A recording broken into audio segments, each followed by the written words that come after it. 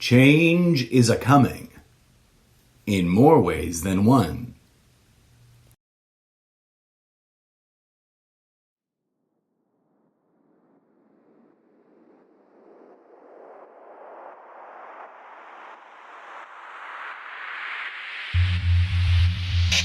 Good morning, Trumptopia. It's Monday, December 14th, 3:03 p.m. Did you sleep in today? I kinda did. Not this late. It's not like I wake up and the first thing I do is hit record. But hello and namaste to you.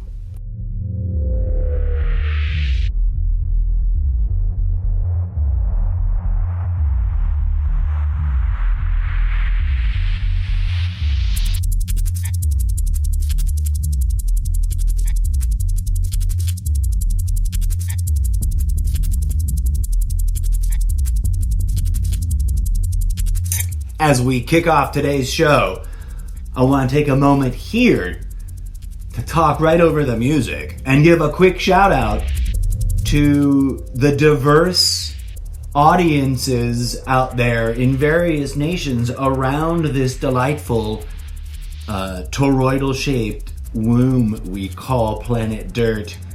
So hello and namaste to you, dear listeners in Australia, the Netherlands, Brazil, France, Mexico, Canada, the United Kingdom, India, Germany, and of course, good old Trumptopia, formerly known as the United States of America.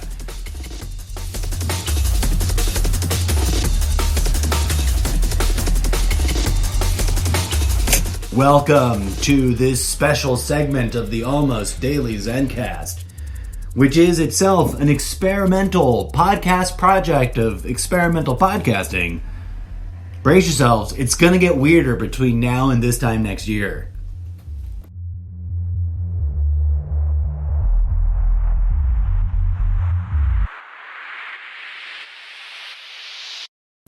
Greetings. I am your humble host, the incorrigible Mr. Zeppo. Welcome to the future. The future is now. Kind of always is. DJ Zed, thank you for that intriguing track entitled Today's Nugget of Zen, Atmospheric DMB 101 Remix from Remix Live Music DJ app Thingamadoodle. Are you submitting that to be the new intro? Oh, the outro, specifically the outro for the today's Nugget of Zen. Okay, considered, taken, suggestion under consideration. Thank you very much, sir. I won't delete it then. I'll slide it all the way down here for a hot second. Rock on, friends. First and foremost, sincerely, really, genuinely, all of you listening, all 6 of you, however many it is, I don't know exact numbers, right? I get sort of interestingly vague analytics that have indeed consistently, year over year, month over month, shown interesting spurts in a very kind of undulating waveform of growth and probably atrophy. I'm sure some people have shown up to tune in to this show. I don't know about that phrasing. I know some people have shown up to this show as if it was something I recorded in front of a studio audience. Wouldn't that be awesome? I think so. Pipe dreams, friends. One day, perhaps, you'll be able to go to the incorrigible Mr. Zeppo live on stage, late night, recorded in front of a live TV audience, kind of a talk show. Because, isn't that everybody's dream? Isn't that part and parcel of the American dream as sold to the rest of the world? I always thought so. I digress. What was I saying? Thank you very much. I was thanking you for welcoming me and or us, for it is often me, myself, and I, really, in truth, if I'm going to be honest, when speaking to you. Thank you for allowing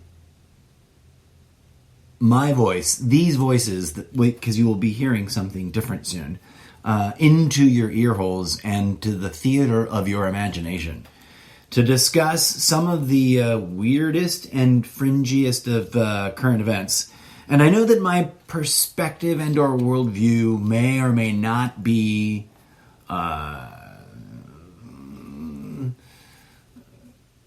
everyone's cup of tea, I think is the way I want to put it. But I hope that you, if nothing else, you'll come away with an understanding that I humbly, as a performance artist, I'm trying to be genuinely engaging and authentic, and also maybe, throw some ideas out there that just need to be disseminated and disseminate, to be chewed on and discussed in the public arena of public discourse.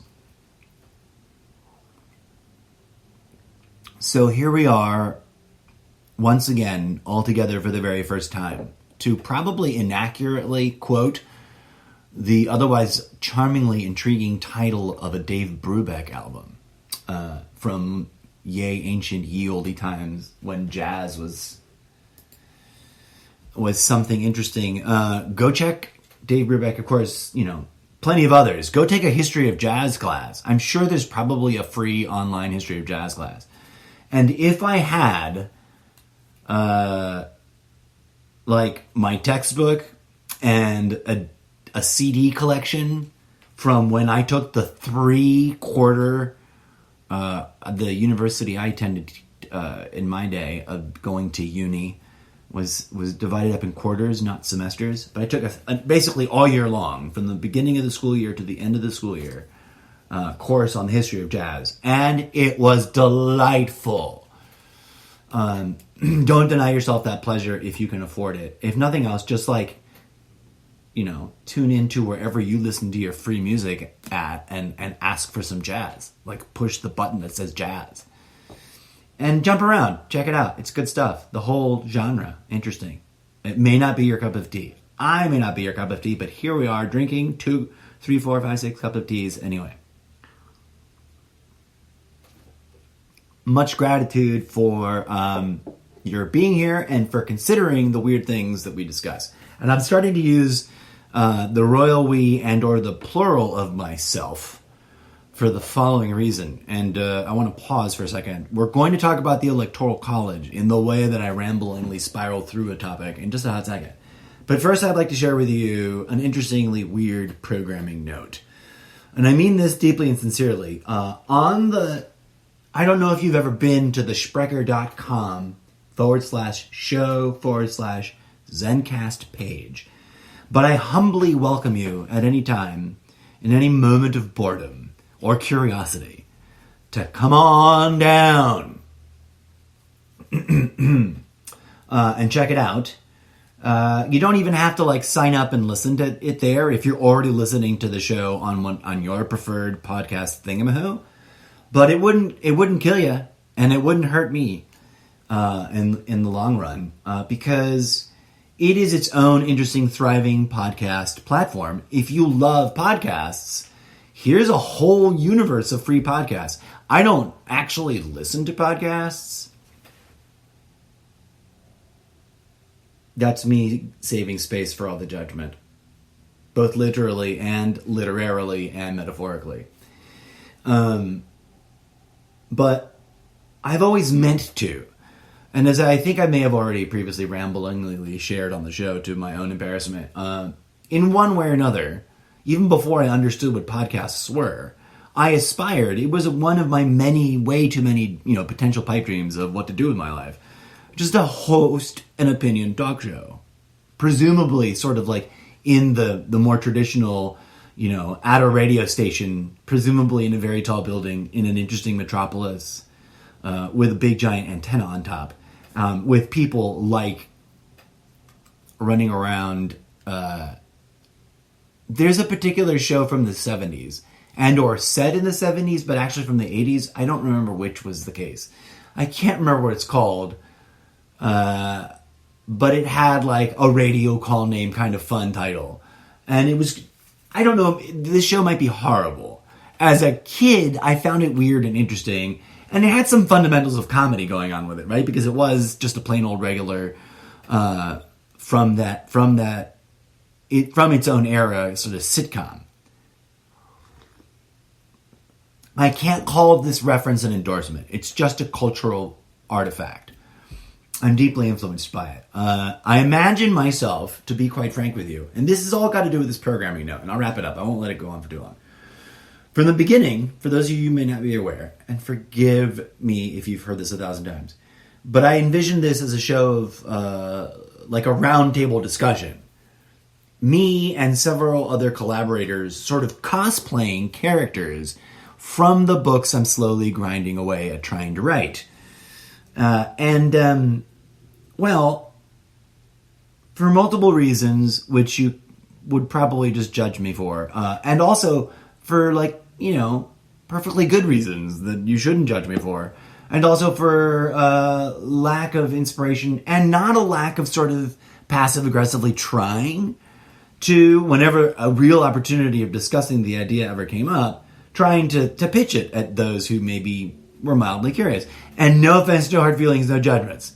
But nobody's taking me up on it yet, right? And that's just a plain old simple ordinary reality of the universe I currently find myself in as an actual weirdo, eccentric, creative, whose industry is currently like 98% shut down. And kudos and huzzah and amazing things, and all lots of love and support, because I do see these interesting local news articles, especially on one particular channel, which sort of is like the new default brand news station for the cable provider that I get at this address, which I'm not revealing to you ever, because fuck off, it's none of your business. But on that particular, they really like to be super local, so they're doing lots of cool stories. And in this context, cool is very relative, right? But in my opinion, there's been some really interesting and sort of, it's been an inspiration and a bit of a relief, kind of human interest stories about local business, about local innovators, about local youth and local has-beens that have reinvented themselves during this year under these bizarre, harsh, and, yes, I've never denied it, patently sort of unfair, turbulent times. For those wondering and for those urgently judging others over the issue, in my humble opinion, it isn't an argument about whether or not it's tyranny, right? There is such a thing as reasonable risk reduction measures, and throughout history, there have been situations when people have, for the sake of the survival of the community, not to put it in too melodramatic of terms, but for the sake of survival, people who would be at risk, you endure these kinds of tactics. But, and this is important, given that this is postmodern times and not some ancient ye olde ancient time, the only fair, balanced, nonpartisan, bipartisan, humane, compassionate, kind, and correct way, in my humble opinion, and I think in that of others, and we should rally around this, because it's kind of like no one's saying this. I mean, people are saying this, but so if I sound like I'm just parroting some politician, I really genuinely believe that I don't think that I am. I think that independent of whatever politicians are saying or are not saying or are arguing about, whatever football they're throwing around, politically speaking, in order to have done this correctly, in order to have done 2020 correctly, independent of whatever character, whatever personality, whatever human avatar, whatever individual ambulatory talking meat sack of blood and bone with a name and an ego identity, whatever delightfully flawed human being of good charisma or negative charisma, whatever, if you cut through all that and you cut through the games and the gamesmanship, I think, and I don't think it's too hard to build consensus, right? Dare I ask that question out loud? We could have, should have, would have done this with appropriate, well-managed, transparent, efficient, and effective economic survival lifeline money in the form of something that, yes, and this is a tainted term because people got to politicize and vilify things, a kind of basic universal income. Because let's be frank, I mean, I don't, but the conspiracy theorists in some of their darker moments depict the relationship between whoever they think is in charge and the average Joe Schmo on the street, the unwashed masses, all of us stuck here by no real choice of our own wherever we're at, other than wherever we pulled ourselves to. We are treated like commodities, right? Even in some of the more benign language and or conspiracy theory type models and or sort of extreme not conspiracy theory type models, everything is commodified. Let's be real. Let's be frank. Everything is commodifiable if it isn't actually being commodified. And we increasingly live in an era where, the trends, the data, the information is going to be as valuable as gold or any mineral resource or physical resource on the planet that can be extracted, excavated, or otherwise commodified. And that people included, and in some sort of reformist, with aspirational hopes towards a utopian vision, there is a sort of not toxic way. One could argue, one could theorize, right? Am I wrong? Is that an inappropriate statement?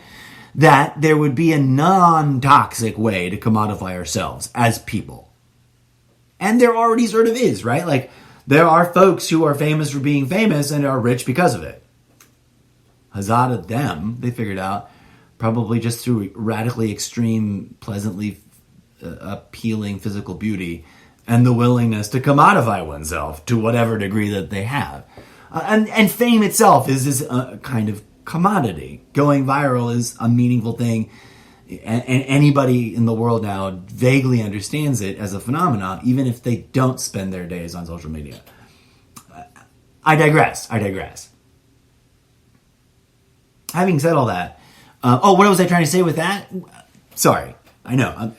It's by nature, not by influence. And we can have a whole discussion of that at 420. For those of you who silently judging me, I can feel it in my head. I'm also playing a new sort of game about this new format, this programming note that I'll get back to. I said I wasn't going to launch into discussion about current day events, but then I did. Forgive me. We can do it in a non-toxic way, this creation of a virtual economy of self-commodification. And there's been bold experiments of it. But we need to sort of heal a bunch of stuff first, obviously, right? Bit redundant coming from me. And we need to make sure that we do it in a way that's equitable and equality. Because, and this may be considered a really radical statement. I don't know. To me, it shouldn't be. It sounds like a founding fathers kind of statement. Except that they had slaves and they really hadn't had the breakthrough yet. They sort of did within their limited vision class, not to be an apologist, but just a pragmatist, right? Like a realist about where they were. They literally wrote the statement they believed all men to be created equal while owning slaves. Not to apologize, but to have the frank analysis statement that there's a reason why. And if we understand that they were wrong to own slaves, they were incorrect to dehumanize those people for the reasons that they did, and to commodify them to the extent that they did, because it was abusive and toxic. But if we're going to talk about freedom, right? Like, there's a lot of argument about freedom. I've had an episode centered on the theme. But I think an evolution of my own thinking sort of hit a new interesting ping moment, which was, can there really be any practical, and I don't mean ideological, and I don't mean belief-based, and I don't care, like, set those aside. That's the practice, right? That's what Buddhism and Zen is. Set that aside and just look at it in the most organic, pragmatical terms. In terms of trying to build a utopia, and let's try to dust that off of all the negative, jaded, judgmental baggage, if we're going to try to build an egalitarian, a healthy democracy, a healthy egalitarian democracy that incorporates wisdom that's real and verifiable, in my humble opinion, and that's a debatable bucket, then where was I going? Someone's going to have to remind me. I have to put a pin in that. We can invent a new term, right? So that it isn't this toxic, abusive relationship to those that own us as commodities, but rather a self-agency as creators, the way an artist who paints paintings or sculpts sculptures has agency over those objects. But agency over our content, our intellectual property, our sharing and our performance of that, even in as simple a format as talk radio, in the way that I'm sort of experimenting with here. Aha! Come full circle. Thank you kindly for your patience. You may be wondering to yourselves, what does he mean, programming note and experimental and blah, blah, blah, and this other thing that's got nothing to do with politics and at all? A reductionist view would be to say that this podcast is about bashing Trump. It's not. I don't want to bash Trump so much as to hold him accountable. Speak truth to power and say, hey, this guy's kind of a toxic guy. On a spiritual level, we should all endeavor to forgive him and lend our energies towards his own spiritual self-discovery and healing. And I mean those in very sincere and serious terms. And I don't think that should be considered rude, right? Christians pray for him in a very Christian Jesus-y kind of way. And there's all kinds of analysis we can get into about the American image of Jesus, which may or may not be a pleasant pill for some folks to swallow. But having said all that, free speech, discussion of stuff, programming note, right. Thank you for the reminder. A little voice in my head. Programming note. I originally envisioned, I already said that, right? I originally envisioned this as a show that was a chorus of voices. And it's Monday, December 14th in 2020. And hitherto, I have not succeeded. I refuse to call this project a failure. I have recently been, for the record, hit with a new wave of inspiration that stems from previous inspiration, isn't random and isn't a completely left field sort of thing, and feels like an interesting, engaging evolution of a way I might present this performance art podcast project of mine. And to reference the idea of experimental, for those of you who've ever been to, as I said earlier, the homepage for the show on the originating platform, and I'm going to completely tear this all apart and revamp this, by the way, as I kind of present the new iteration of the show, which may take a while, so brace yourselves. And I know I've said this kind of thing before, but this is new. This is, as of right now, 2020 new. And perhaps, if this show grows into something that lasts and endures and becomes sort of like my day job, there'll be other new, interesting iterations of it, and I'll say this kind of thing again.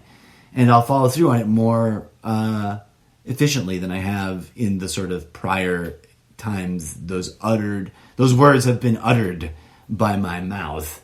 But experimental, to get to this linchpin statement, experimental.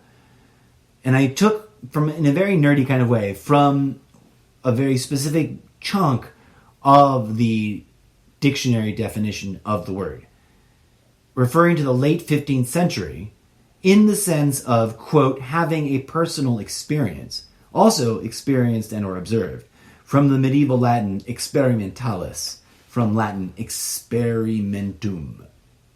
But I also mean it in the more traditional sense that an artist might speak about their own work, that they intend at some point, in some way, in some form or another, to explore in an experimental fashion, to experiment with, to conjugate the idea, the statement,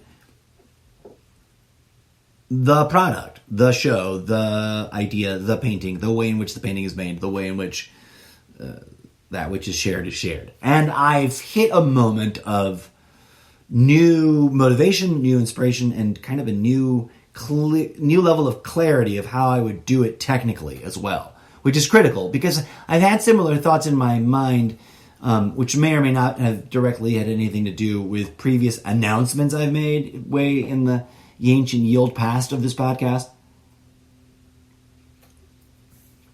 which kind of makes me giggle.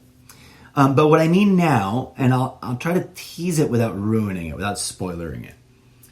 I realize that I find myself here and now, right? Said it before. Wherever you go, wherever you are, whatever your circumstances are, it's here and now.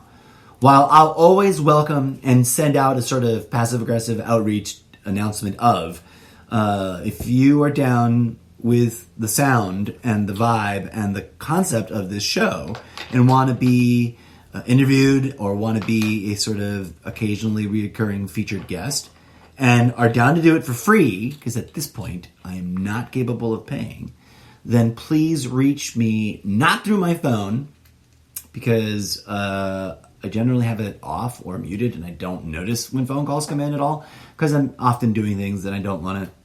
I'm not a phone call person, which is kind of ironic. And I'm going to work on, because I'm going to have to obviously open things up. But if you want to collaborate remotely vis-a-vis internet things, and I have a really specific weird sort of take I want to do, which may not be what other people are doing, but go to either the homepage of the Sprecher.com platform /show/Zencast, Sprecher.com, and follow the show. That's the most overt way, because right now there's, I don't think, very many people following it directly on the platform. I think technically, and I apologize for this if it's sort of like a barrier or a turnoff to anybody, you have to register. But you can register with Facebook, which some people love and some people hate. You can register with other things and you can sign in.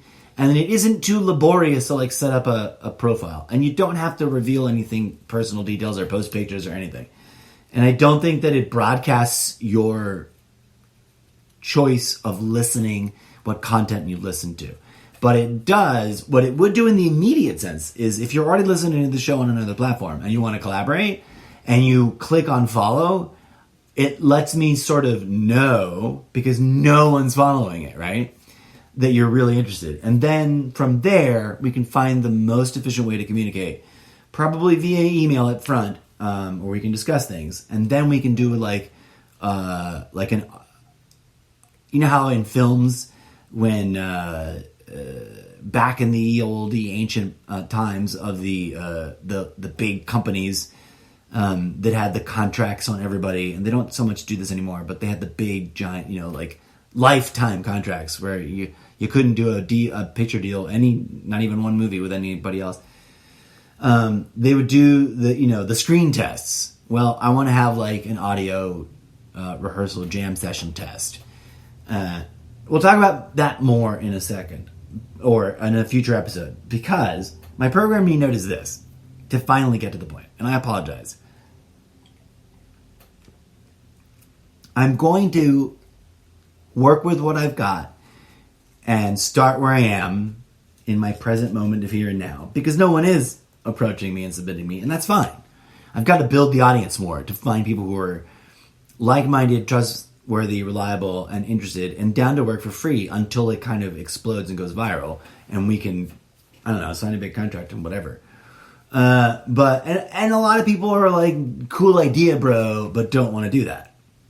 It's a lot of effort for nothing, and on the hopes that it goes big. And quite frankly, if I get too many people involved and I don't have a good contract, there's problems ahead, right? Like, I'm pretty cognizant of that kind of thing. I don't want sidetrack. But in the interim, in the meantime, I realize that, especially given this is supposed to be like couched in elements of my own like literary fiction, in terms of like a series of novels that I want to write, in which I embed artifacts like this podcast into them as references and as sort of things that characters are aware of and have listened to and or just have discussions about. So I can write meta discussions about the current events and some of the thematics around them. It hit me and it occurred to me that I've previously thought and rejected or tucked away, didn't take action on the idea of just collaborating with myself. In part because I didn't see with clarity a technical way to do that that wasn't cumbersome and inefficient. But I've finally had that sort of mental breakthrough after tinkering and futzing around and letting things incubate. And if anything else, if nothing else is true, two things. No one expects the Spanish Inquisition. 5 years ago, 15 years ago, nobody got the question right. Where do you see yourself? Where would you see yourself in 2020? Or 5 years, 15 years from now? Right? I didn't see this, any of this. It's including my own interest and half-ass, semi-passionate attempt to create a performance art project that's a weird crossover of podcast and a literary world that's sort of comic booky novels, but I can't draw, right? So put a pin in all that. And stay tuned. Because in the future, when I say things like, take it away, DJ Zed's gonna say stuff. And I'll leave it at that. I'll see if it works. I've got to actually get my act together, get my shit together, and get my multiverse, fractal other selves together and oriented and get their take, in the can, as it were. And I hope that the result, dun dun dun, moment of suspense, I don't know. But I figure that between now and Inauguration Day, I'll find out if I've streamlined the idea and the workflow enough that it's something I can do every other day. And I don't have to belabor it so hard, and it isn't such a onerous thing that it takes forever, and it isn't ultimately a thing that I'm going to keep trying to do day to day, week to week, month to month, year to year, to try to turn this, the end result being, I think, when I drop a new episode, it's going to sound a little bit different. Hopefully, but it'll also sort of allow for a fictional approximation of what I originally envisioned of the show, in a way that isn't so work intensive. Like if I tried to do this on video, I would probably be like, this to take too long. I can't do it. Not without paying for the professional help of having a skeleton crew of like film crew staff. I can't do this by myself. And, I need like a media deal. I need like Netflix to come around and be like, we don't really get what you're doing and we don't give a fuck about your political opinions, but we think you should be given a shot. I don't know who does that, right? Does Netflix do that? I really highly doubt that anybody from Netflix or Hulu or Amazon, don't sue me, anybody, for mentioning these things. I'm not endorsing, I'm not criticizing, I'm just sort of fantasizing out loud as an artist. But, I don't know. Enough of that. Enough of the programming note. I've been rambling on for days. If I get around to remixing this episode, there's a coping mechanism for the fact that if I do this, I have plans on going back, right? And I've talked about doing this before, and then I really waffled after trying a couple of episodes. But like I said, I've had an evolutionary thought and a development in my thinking about how to do it technically. So we'll see. By January 20th, we'll know if it's something I'm like full speed with, and it's just the new way the show works, and audiences love it, and the show's starting to trend, and it's going viral, and it's becoming my day job because it is work intensive, and it does cost me money to do, and like I should be able to like earn money, and you can help the show achieve that just by listening. If you want to go the extra mile, I didn't do my due diligence, although, and technically I can say I did. My memory is failing me. I don't think it's against the EULA to mention that I am, in hopes of building the show into a whole nother level of things, and also not failing at it and not letting it sort of waffle and disappear between now and the end of the world. The end of the COVID-19 pandemic, which even with the most rosy of estimates won't be until late next year. In order to sort of achieve the vision that I had, that I can't invest my day job money in anymore, because my actual real life day job, and this is not literary fiction, this is just the truth of my art moment, has been shuttered. And as I was saying, huzzah for all those who've found a way to work around. This is me trying to do it solo, right? But so there are live performance groups and theater companies and entertainment businesses that are not shuttered, but the one I work at is shuttered enough, although they apparently are doing a streaming production that people like myself are still very much furloughed all over the place. Not to belabor the point. End of programming note. And now, take it away, DJ Zed.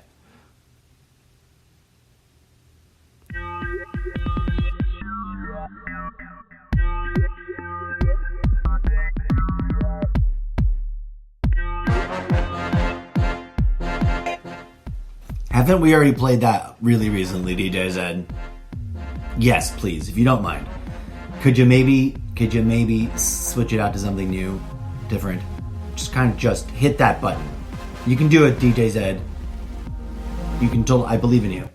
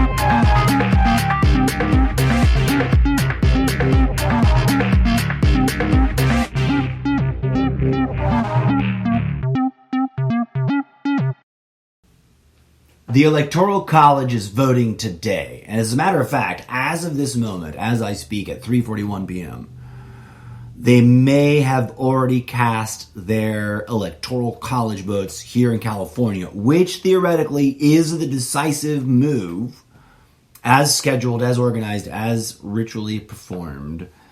And it's funny that some of the media out there is totally talking about how this is a sacred, not quite divine, although to me sacred does mean involvement of the divinity, so therefore kind of does mean divine. Is it crazy for me to say that? At any rate, one of the ironies that is, of course, part of the buzz and the talk all over the place on both in media and amongst people and out there right now in this extra heightened day or context that we find ourselves in, is the body itself. And it's not new. People have been questioning the Electoral College and whether or not it's a vestigial appendage that needs to be surgically removed like an appendix to prevent problems. But others are deeply committed to it. And there's ranging attitudes from one end to the other, to both extremes. According to history.house.gov, which I believe is an official government website, which I don't think, therefore, anyone should sue me or threaten me or arrest me for trying to reference it, because it's here for public discourse. It is public information. The Electoral College Fast Facts heading is followed by a definition of the Electoral College as, quote, established in Article 2, Section 1 of the U.S. Constitution. The Electoral College is the formal body which elects the President and the Vice President of the United States. Each state has as many electors in the Electoral College as it has representatives and senators in the United States Congress. And the District of Columbia has 3 electors. When voters go to the polls in a presidential election, they are actually voting for the slate of electors vowing to cast their ballots for that ticket in the Electoral College. It's an interesting thing to point out. Thank you, History, Art, and Archives, United States House of Representatives, history.house.gov. Go check it out. And there's actually plenty of interesting information there.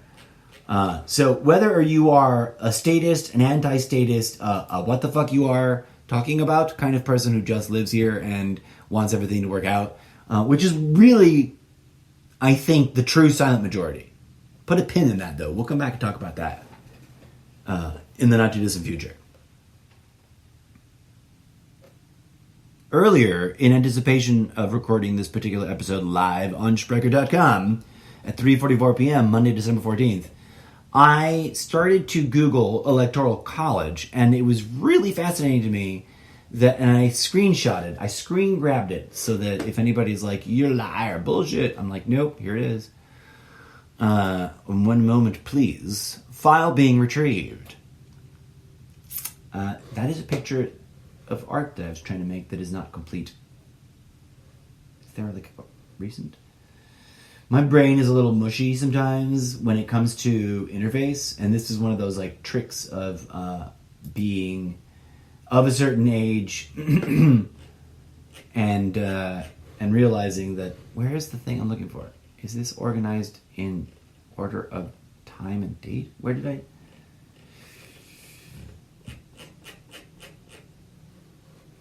Just now. I don't see it, which kind of bums me out. Maybe I didn't do it right. Maybe I hit a missed stroke, a missed key. Let's go to the... Oh, wait, here we go. I see the screenshots tab for actual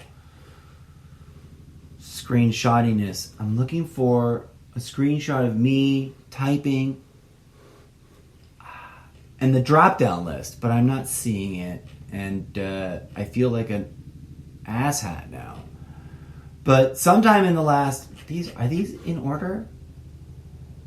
Let me make them bigger, and let me sort them by... Can I sort them by order? I don't want to play a slideshow. I want them to be in order of most recent... This is August 20th. I don't want August 2020. How do I get to the most... forgive me for this blundering moment of... Now it's September 20th... September 2018. I want to see...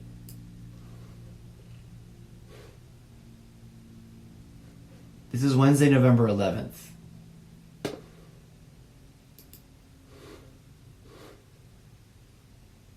I guess there's no meaningful way, or maybe this isn't all of my screenshots. I don't know. I'm confused. I feel like a centenarian that's never used a laptop before, and this isn't a laptop, but I digress. I'm smart, and I learn, and I'm usually really quick to learn, but there's just certain things I haven't explored much or done much on this new machine that I'm referencing, this device that I'm looking at and clicking on. What I was trying to say and read from literally was that the very top predictive text Google search, which technically is based on whatever algorithmic mini personal echo chamber of similar enough Google searches around the world that I would seem relevant and important to the algorithm in terms of what I might Google next.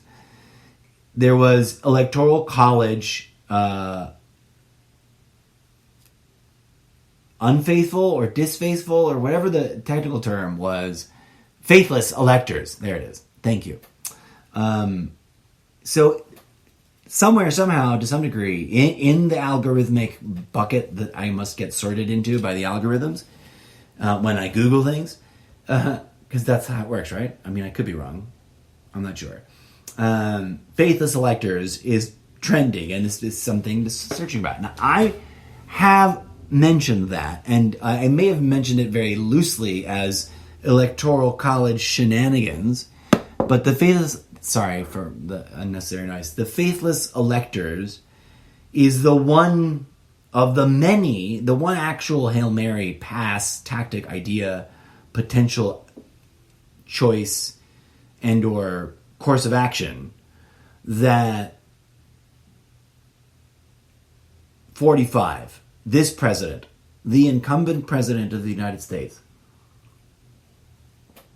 Donald J. Trump, might have, could have, seems to be saber-rattling about trying to pull as a maneuver that I've actually legitimately worried about this entire time. Otherwise, I haven't. Not because I blind faith love and or believe in Joe Biden, but because I think I have a rational, non-extremist, not too apologist, not too statist, not too radical interpretation of my understanding of my observation of the way things seem to actually work based on 30 years of being curious and interesting and sometimes even openly enthusiastic about politics the way, you know, I forget, what do they call the policy wonks and the political nerds.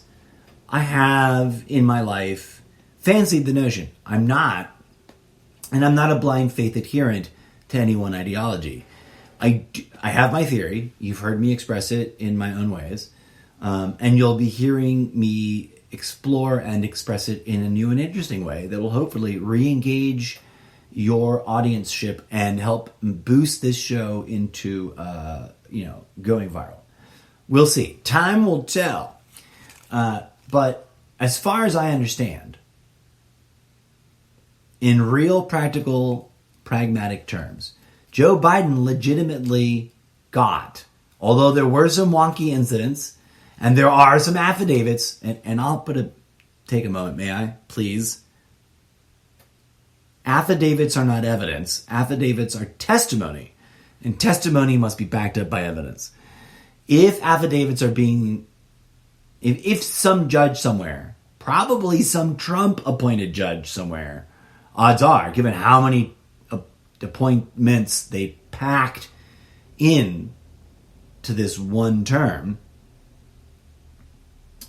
this is where the rubber meets the road as far as that previous, collection of thoughts and or pontifications and predictions all go. These Trump-appointed judges and whatever other judges out there working in, collaboration with as the judicial system works, have, I would presume, and I don't pretend to be an expert in the way the law works, reviewed as presented by the various legal sub-teams of the et al., the thing we call the legal team, as formally, seemingly, but not really so much, led by Giuliani. Now, Giuliani, rests him, we wish him the best. He's, last I heard, hospitalized. I haven't heard any bad news. And if there's been bad news about it, I just haven't come across it, and I'll try harder. So today is the second to last day in the flow of days leading up to January 20th. So a lot, for those who take the games seriously, a lot is riding on things functioning in, well, depending on the way you want to analyze it, right? From the perspective of describing other people's expectations, everything that's at risk today, or what the stakes are, what the skin in the game is. Yeah, I don't know why that phrase, but let's not get sidetracked. Depending on what your objective is, like everything on the line depends on whether or not those human individuals who are the Electoral College do what you expect them to do. Now, generally speaking, if I may make broad stroke statements, the left and the centrists, arguably, everybody who worked on the coalition to defeat Donald Trump, to make it as broad of an umbrella in terms of voting. Hope, because they believe even in the contested states, they believe the fellow human beings who at the local level counted and certified, sometimes 3 times, these things. We can have an ongoing analysis of what flaws need to be further corrected, but it doesn't seem like in other words, if I may, it is impossible to say that there was zero problems or zero corruption, zero questionable ballots cast, and zero attempts at individual attempts at fraud. But in terms of a systemic, statewide, hundreds of thousands, enough to have made like that there is no credible evidence. Therefore, judges are throwing cases out, which means you don't need to listen to the affidavits or read them or have them submitted, right? Like, they've reviewed the affidavits and their presentation as presented by the various lawyers, that represented Trump in court. I think they won one case, right? Out of 52? 51? Let's put 50 plus. And let's define lost as they were dismissed, withdrawn, or laughed at openly by everyone as they were declined by the judges involved, including 2. Do we need a 3rd Supreme Court case? 2 Supreme Court cases that the Supreme Court, including the 3 hand-picked chiefs, or whatever they're called, justices. They are all technically judges, but they've got an extra fancy label, which sometimes I forget. Thank you for forgiving that. It doesn't mean I'm ill-informed. It just means my memory's a little shoddy. This is live, raw, and unscripted, my friends. So you see where I'm going, right? Everything rides on the merits of, will these human beings in these positions have said no to Donald Trump? Donald Trump is a carnival used car, like lemon car salesman of a scam artist who's sold people bad meat, bad wine, a phony university. That's 3 strikes you're out as far as I'm concerned. That to me, because there's settled, paid out lawsuits against him that he lost 3 times in those 3 cases, I believe. I don't think I am mistaken in saying that. In the future, when we've got staff, we'll double check that should this content still be up. And we'll fact check it, and I'll issue an apology if I'm dead wrong. But I know for a fact the university, an actual lawsuit, he had to give some money back. There's other cases. I just don't have the proper names of what to call them. Yes, thank you.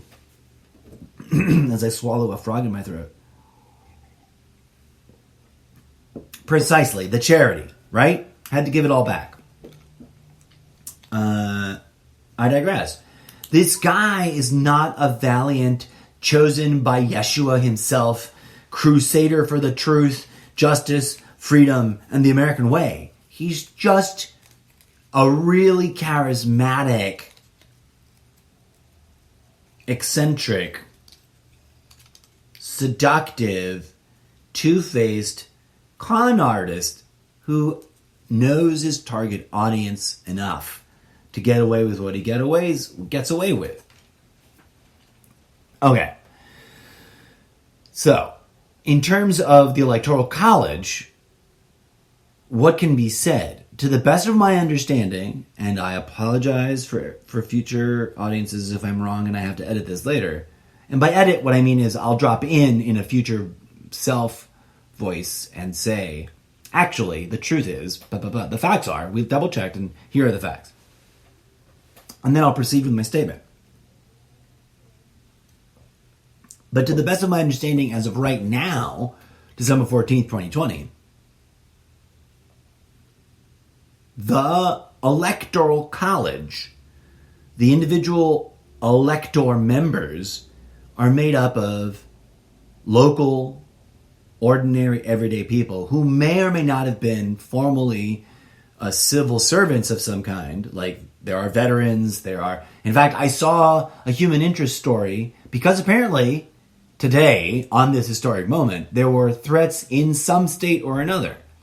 Hubbub, hubbub, wink, wink, nudge, nudge. And by that I mean like, come on, folks. Threats of violence, big, silly, stupid no-no. But there was this human interest story of how this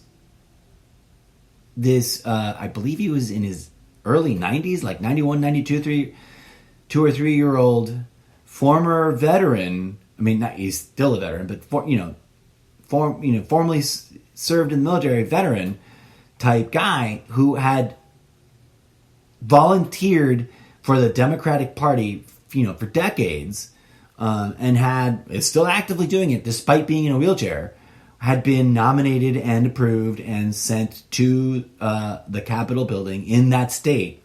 Forgive my memory lapse of what state it was. This happened today. And there was a threat, a credible threat of some kind. And I don't want to be alarmist, right? Like, I hate it when that happens. And I don't want to be accused of just another media outlet that's hyping and alarming the scary things that happen in the world. But let's be really real, folks. No matter how you slice it, no matter what perspective you come from, this is the clarion call of the moment that we're in. We will be judged by history. And I will judge myself, and we will, in the future, theoretically, if this show lives on, and 5 years from now, I'm updrafting it to some new interesting version, I will drop in some judgment from my future perspective. Obviously not there yet. But my current assessment, to not use the word judgment, my current discernment of the national context is that we've had a building up of tension. We've had plenty of violence already in all kinds of forms, from all kinds of people in every which possible direction, which, and I don't mean to sound smug here, lends credibility to theories like mine, because I'm not alone in saying things like this. I just have a particularly weirdly, interestingly nuanced thesis in real life terms, not just in my literary universe, right? But in terms of how I want to share with you guys, if you're a listener in your reality, I have an opinion about how this reality is as I perceive it. And that's that, we're being kind of pushed to the edge of an ego trap of at an individual level and at a collective level as members of this interesting, weird, experimental, by participants' own language, right? Like, what do we traditionally call states, but 50 different interesting experiments in self-governance through republic, like through being little independent, semi-autonomous, because there is a federal level that tries to unify action, right? And we've long called these things experiments, these states, these rules, this attempt at self-government through the thing we generally call democracy.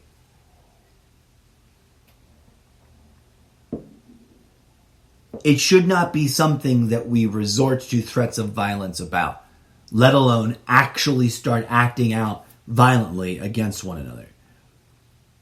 And yet there is evidence, clearly is easily verifiable with your due diligence of like looking around and trying to see beyond your comfort zone and trying to see beyond whatever little boundaries you've created through the algorithms of your social media and sort of paying attention to the news, generally speaking, without buying into one given outlet too hard. There's evidence that there's content being thrown every which direction around every which possible imaginable wedge issue. The big three of the day being this election and its sovereignty, to coin a phrase. Was this election really a free and fair election? It's hard to tell. I'm inclined to run with the people that are convinced that yes, it is, because, it does indeed satisfy my personal desire to end this term of this administration and let it be remembered throughout history as a one-term presidency and stand as a living historical. What's the phrase? What's the phrase when it's like a warning? It slips away. Maybe I'll get it in an update for this particular episode. But we should glean some, wow, we learned a lot about how all of this works. And we need to move forward with the idea that we really do honor the idea of this ever increasing, more perfect union, right? Which means reform, which requires and it necessitates demands of us as individuals and as communities change. And in order to effectively achieve that change, as I've talked about in recent episodes, we need to not fall and no longer allow our politicians to taunt us, lead us, mislead us, manipulate us with divisive, oppositional, tribalistic, us versus them, politically, ideologically driven tactics and rhetoric. Because ultimately, in this grand experiment of what we might call the American dream, all of us agree on some of the fundamentals in a way that's sort of so simple and so silly. All of us agree that it should be a democratic republic. I thought we have wildly different opinions about what ideological party or model should be implemented, but that's something we can refine through a much less toxic process of consensus building that does not necessitate us shooting each other with guns. I think. And maybe that's a crazy thing for me to say. I don't know. Jury's still out. But I digress. I've rambled at you long enough, dear friends. Sit tight because we'll be back with more in coming days and weeks and months as we sit through the final gasping death. What was that? There's a phrase for there. From death moans, death groans, death... and I mean figuratively, of course, right? Because, right? I just finished saying, that we shouldn't be insinuating or making overt threats of violence. But the lame duck session is coming to a close. And in those last metaphorical breaths of this procedural thing we call the lame duck session, not any human individual, we will see the human individuals involved coping with the fact that they've got to, the administration as a human endeavor has to transition. All those people need to find new jobs. Because to the best of my understanding, and I really don't think that I'm wrong, folks. And I'm sorry, kind of not sorry, and I apologize to you if that offends. But I think that for better or worse, no matter how you slice it, the system, and I don't mean the evil, nefarious system of oppression. I mean, in this case, the plain old-fashioned state system, the federal state system, the duopoly, even though I do sometimes use that with a negative connotation, the government that we understand it has survived this bull in a china shop. Tired cliche, I know. Forgive me. But it is surviving that so far. And it is already, as a system, right? In terms of, the Electoral College is voting today. And none of them seem to be choosing to radically be faithless electors in some sort of tsunami of let's get 30 plus states to vote for Trump at the Electoral College level. They do not seem to be doing that. If we wake up tomorrow and find out that somehow it did, that would be weird and interesting. And I am not certain that I want to comment on that now. But my point is, for all intents and purposes, to the best of my ability to discern, not judge, but evaluate realistically, pragmatically, without bias, not rooting for, not because I support blindly, but because I think this is what the evidence shows, the actual evidence of what the machinery of Washington and all the state capitals and all those that are involved, up to and including the human individuals that are the Electoral College. The only variable in question, and this is sort of a cliffhanger, because they risk having egg on their face, to put it politely, is whether or not between now and January 20th, the senators themselves will try some shenanigans. But I humbly remind the American public, whoever you are out there listening, that if you don't want the loser of this relatively, apparently not too messed up election. In other words, I think there are definitely things the whole process could be improved upon. There's flaws, admittedly. There is evidence of some individual, I know. But it wasn't stolen. Biden just won. And the weird patterns in the count have to do with the way in which the states themselves were forced by the Republicans to count the early votes or not count them, right? So we can have a whole analysis of that. Plenty of people have already talked through that, and I'll just sound like a parrot parodying the media. But I also I've seen in live, unedited interviews on various, platforms, the actual state election officials talk about it. Now, what are the odds that all of those election officials and that every single Electoral College voter, which I don't even know if they get paid. Do you know? I don't know. Some due diligence to do for a future episode or an updrafting of this episode. Do they get a paycheck for being once every 4 years nominated to be an electoral collegiate member? I don't think so. I think they just go and they vote. And they vote because they believe in their party and they believe that their party won fair and square because it's been certified and ratified. And as I've said before, I'm not denying that there's corruption in the system, dear friends.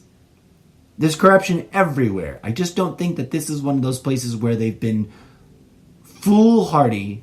The sources of corruption are savvier than perhaps some of the conspiracy theories allow you to realize.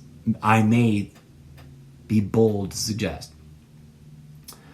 Also, metaphysically speaking, there's the matter of how people vote for it in their minds. If we're literally manifesting a reality, then there's and the Joe Biden vote represents its own massive, relatively speaking, record-breaking turnout for Team Blue that isn't a complete and total hoax and isn't a complete, then it shouldn't be overturned, right? Only really weird, criminal, fraudulent losers that are, and to close off the jokes, I've been rambling forever.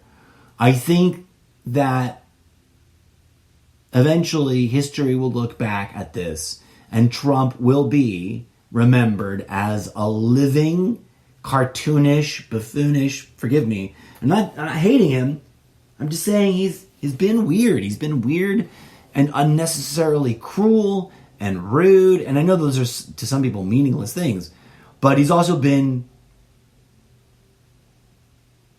two-faced and apparently fraudulent. Innocent until proven guilty.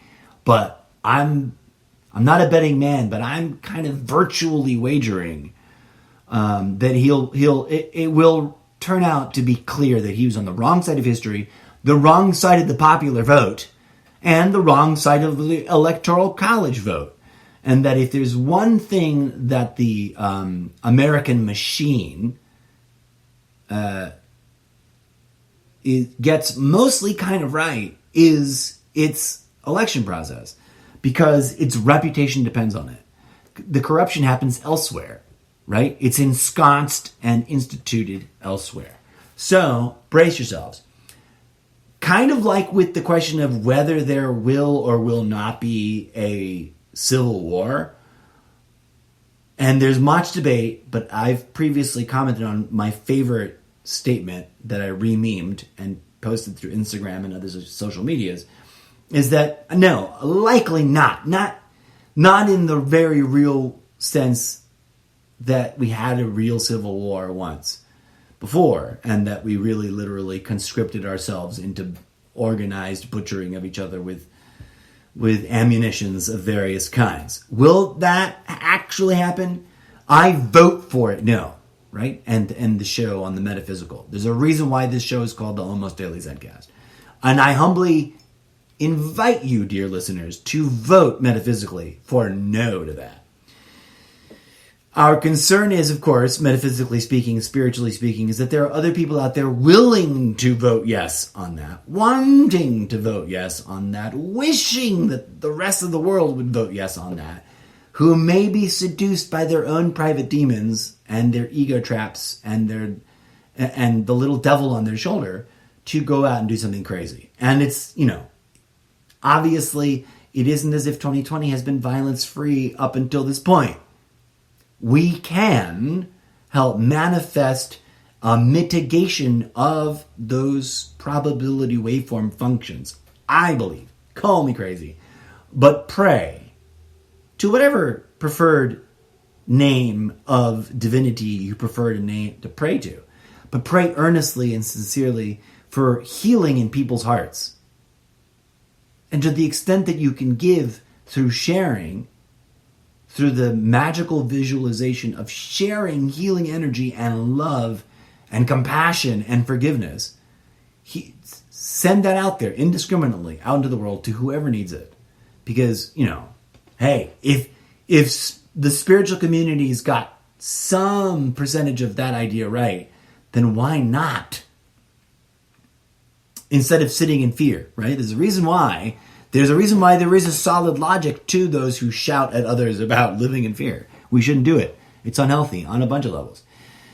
And having come to that conclusion, dear friends, I humbly invite you to remain vigilant through the final days of the lame duck session, but not worked up, not anxious, not living in fear of other people's potential violence, but rather sitting in meditation, if you've got the time and the inclination, sitting in compassionate understanding and consideration of everyone else's views, forgiveness for the fact that we are bound up in this tribalistic duopoly and this hijacking, this apparent sort of, I don't think it's a full-on attempt at really hijacking it. I think it's a parabolic test of the tolerance limit vis-a-vis a push of the pendulum of momentum to some new extreme, so that it will backlash the other way and test the tolerance limit of the pendulum swinging towards the left to some new extreme too. And that we don't need, if I may be so bold, dear friends and listeners, and future audience members, we don't need that. It doesn't have to be a part of our politics. Whether you vote or don't vote, I don't think it should be mandatory, but I do encourage people to vote. And I encourage everyone who does vote to not do it in a blind faith, getting led by the politicians kind of way. Do it in a truly, question everything, including the idea of what if your opposition is right kind of way. And that's a difficult thing to do, because you got to come back full circle and ask yourself, what if my own team is right? And then ask even more challenging questions like, what if both teams are a little bit wrong? And on that end, I'll stop rambling, because I know you know me, and I could ramble for days longer about it. And I'll hand it over to DJ Zed with Danse de vie avec. I'm not sure what that was supposed to mean, but it's in French, right? DJ Zed, maybe he'll explain.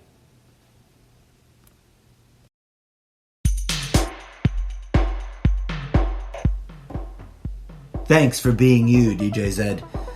As we enjoy this music he's gonna take us away with, and we're gonna end up the show. Wow, it's a bit of a long one. Tune in to some of these newer things. Gonna be tighter, gonna be shorter. We're gonna have a wide array of entertaining audio content for you to consume. And we will always be deeply grateful and humbly expressive of that gratitude, because every time you listen to an episode, you help this show grow and become a fuller expression of the vision it originally was, as I originally seen it. And for that, what can I do besides say thank you and namaste? Right? I don't know. Until next time, friends.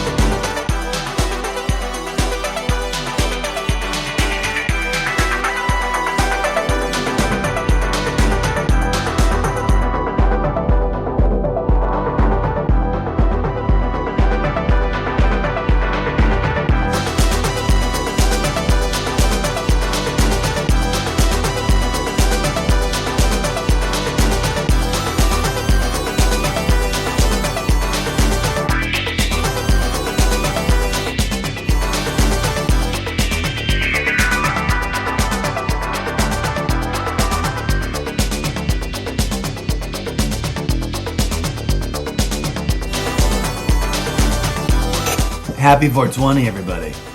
I don't think I'm going to roll into an official Cannabis Talk episode this afternoon, but it just happens to be that exact moment right now.